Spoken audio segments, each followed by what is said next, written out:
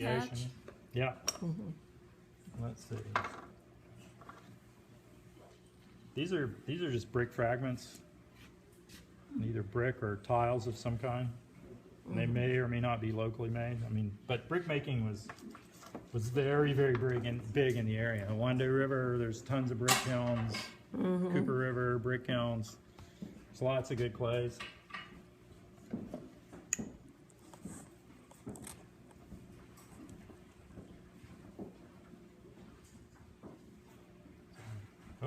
That's from Target?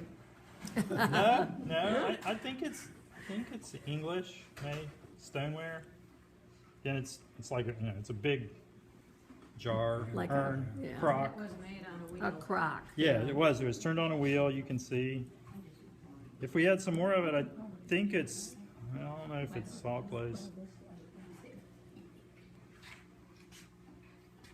It's more like it might be later, 19th century, which could make it that it's made local.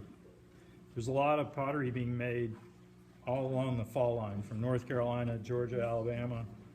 It's pretty similar to this, although they have an alkaline glaze that they use. They're mixing alkali back in to make the glaze instead of metals.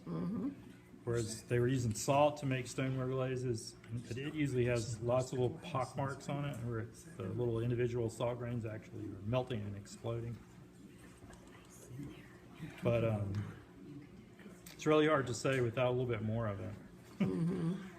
The other parts, it could be, there's British brown stoneware, which was made from late 1500s all the way into about 1800, and you get jars of and crocks of all sizes being made out of that.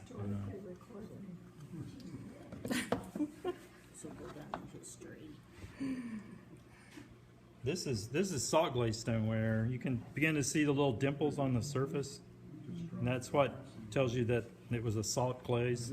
Again, it's a stoneware. What era? It's hard to say. Probably 19th century would be my guess, based on what I've seen with other pieces, the color of the interior. And this was probably some sort of, see, this is a handle.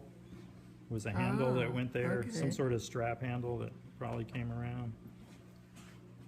These two pieces are much older. These are, they're red wares, we call them, because of the red color of the clays. That one's green. Like red clay. Yeah, like red North clay. Carolina But or these are something. both made in England. This is it's a black glaze, a lead glaze that's put on here, and we just call it black glazed redware because we don't know anything more about it. It's probably made from 1400s until the mid 1700s, and it's utilitarian vessels, storage vessels, big milk pans, which is what we'll talk about here in a second. Milk pans. They're just big, wide bowls with sloping sides, wide, and you fill those with water, and then you set like vessels with milk in them, and the water aspirates and evaporates Keeps it cool. around, and it keeps the milk at a lower temperature than the air. So you have these big, wide vessels, and that's what this is. This is called North Devon gravel tempered ware. And was that used on ships, or was it used In the colony, everywhere. It was traded all. It was made in England and moved all around the world. This is like a milk pan. It has this really nice green lead glaze that's on the inside, because they're not really worried about the outside. You're going to hold fluids on the inside, right? And these are real typical, and it has these big chunks of sand or even rocks in there, and that's why it's gravel tempered. They've mixed that back into And the they clay. called it again, didn't they? It's North Devon gravel tempered ware. Okay.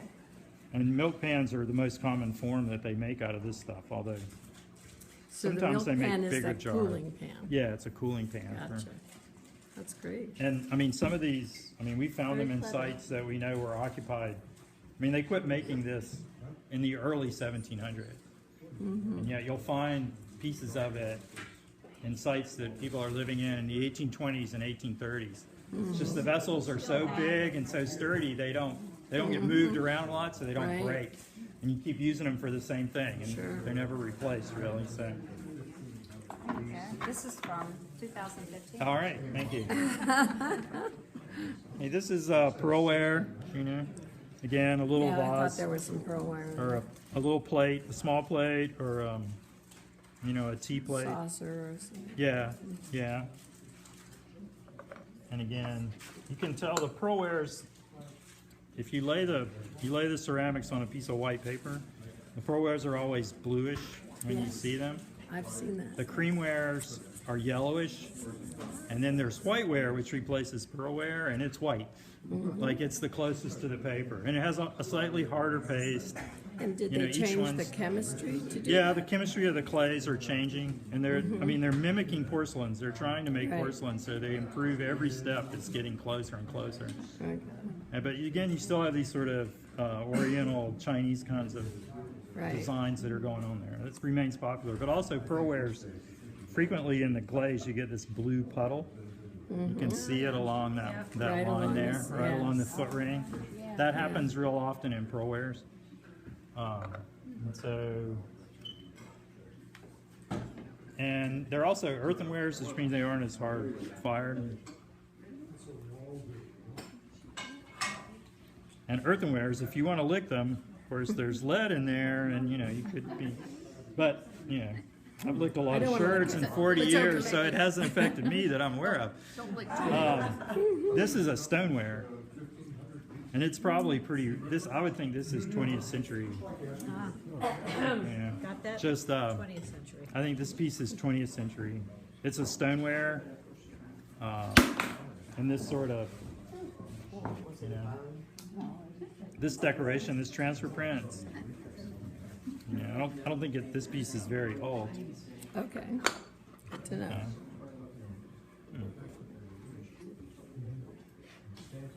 Again, this is like a transfer printed whiteware. Ah, good, we have whiteware. Yeah, I think, and it could be anywhere, probably the second half of the 19th century into the 20th century. Like, they're making whitewares, they still make them today. I mean, pottery that some people, if you buy an earthenware, it's basically a whiteware, yeah, that's what we would call it. Refined earthenware. I wonder what color it is. I don't know if it might have been purple originally or brown.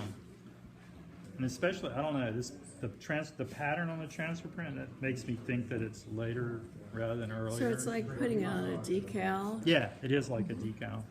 But there are, phony tattoos. yeah, and this is the same vessel. It looks more purple here than it did. I got that one. Yeah, I haven't found it there yet. yeah. But I think that's It's interesting. that's It's pretty late. decorated It's pretty. inside and out. Yeah. Why would that be? Well, you know, it's some sort of, it's a cup probably, or Look at that one. yeah, the profile of the vessel, some And sort of lip. slightly recurved bowl. You know, Yeah. it's probably globular shaped, but you know, it's something that you're going to see more than use, maybe. Of course, this is yeah, and this is transfer printed, probably pearlware and a plate. You know, just based on the arc of this. You know, Definitely sure. separate layers for the glaze. Yes. Yeah. Yeah. And these pieces. Okay.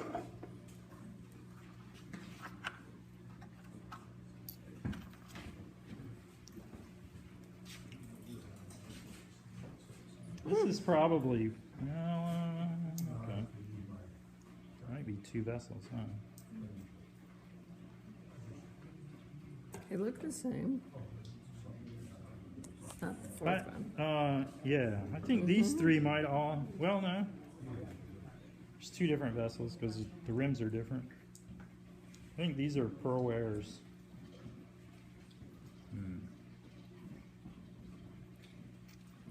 Okay, I think these are pearlwares.